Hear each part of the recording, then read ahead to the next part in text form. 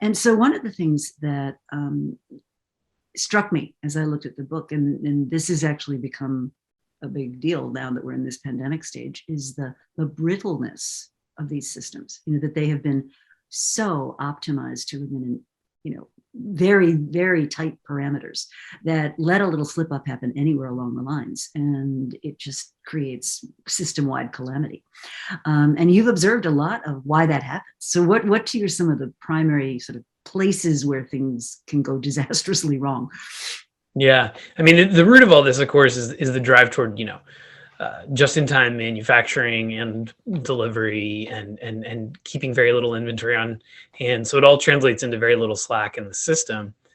I mean, one sort of very striking example of how it's gone wrong is, I haven't checked on the latest number, but as of a few days ago, there were more than 100 giant container ships waiting in a line at the port of LA Long Beach, America's biggest port by volume, just to get a berth at one of the terminals to unload their containers. And for reference, normally there's between 0 and 3 container ships waiting. Each one of these container ships, is as big as a skyscraper, some as big as the Empire State Building laid on their side. They can carry up to 10,000 40-foot containers each. So imagine, just do the math, 5 to 10,000 containers times 100 ships.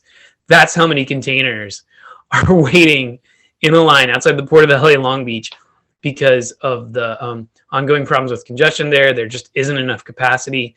There's been record demand. There's been, panic buying, not just by individuals, but by businesses, which are having to buy further and further in advance to guarantee that inventory will be on shelves or available to, ship if it's e-commerce. So, I mean, that's a great example of where there wasn't really any slack in the system. During the good times, that means it's very efficient and very low cost. It used to cost just $2,000 to ship a full shipping container port to port, China to LA. Now it's up to 10 times that, 20,000. Might have gone down a tiny bit, but I mean, imagine if you are a retailer and suddenly your ocean freight cost, which used to be not that much for you, has increased by a factor of 10. If you can even get, a berth on a ship for your container. So that is, I mean, there are many other examples, but that to me is the biggest and most striking.